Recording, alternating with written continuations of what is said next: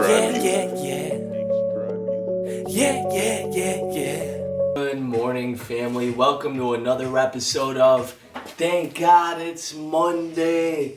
We're so blessed to be alive, to be healthy, to be well, and to everyone who's struggling or having a hard time during COVID, we send peace and blessings your way. So, what I want to discuss with you all today, family, continuing on the talk of being an entrepreneur, passive ways of income. Last week we discussed 5 ways of passive income. Definitely check out that last. Thank God it's Monday. What I want to discuss with you today, family, is the reason why the rich stay rich and the poor always stay poor. Now, there's a certain thing called assets and liabilities. And the way that the rich stay rich and that poor people, or poor people who have not educated themselves or are not educated, are always stuck in the trap, is because they're always getting liabilities. They're always getting stuff that doesn't make them money. As a rich person, you're always looking into stuff that will eventually make you money. Rich people are always looking for the next big thing that will make them money. And to use an example for assets and liabilities, let's look at property. If you're looking into getting to the real estate game, like I want to eventually, you're looking at property where you can get units or apartments and you can rent those out. Now, you may need to pay a mortgage and you may need to pay payments every month until you can pay that building off. But once you have it paid off, then it's a steady stream of income, an extra $5, $10, $15, $20,000 a month. And by the end of the year, this could be a whole amount of a regular paying job just from one stream of income.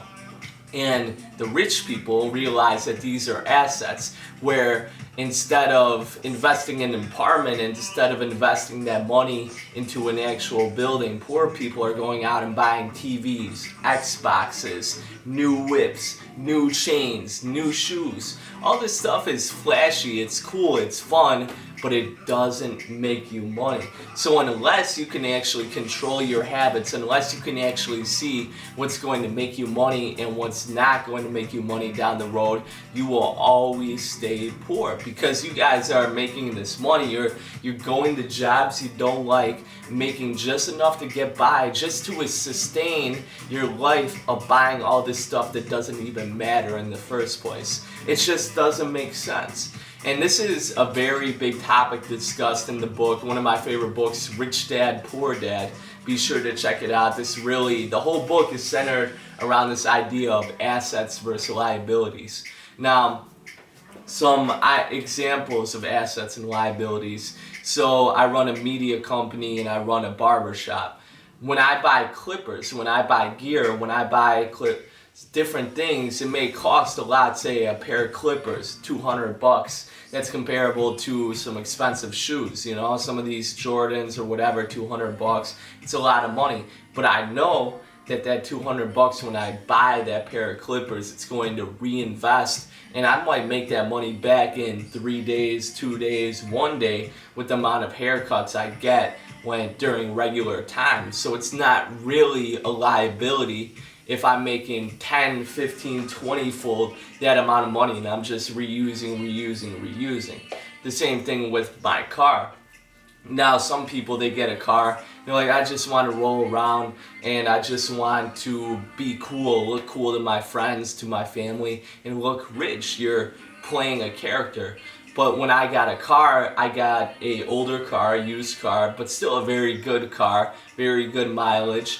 And I got this car not because I didn't want to take the bus or the train, but because when I travel, I'm actually making money a majority of the times that I travel. So the fact is that I'm saving time and money by using the car instead of just getting it so I don't have to take the bus.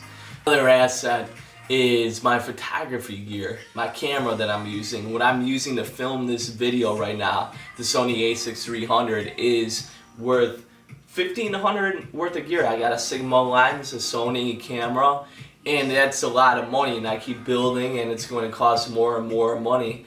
But once I get to that level, I'm going to be charging $1,500 to $2,000 per job, And sometimes I'm doing that already, but I'm going to be charging that and then get to 10,000, 50,000, different types of work that's just going to make me that money.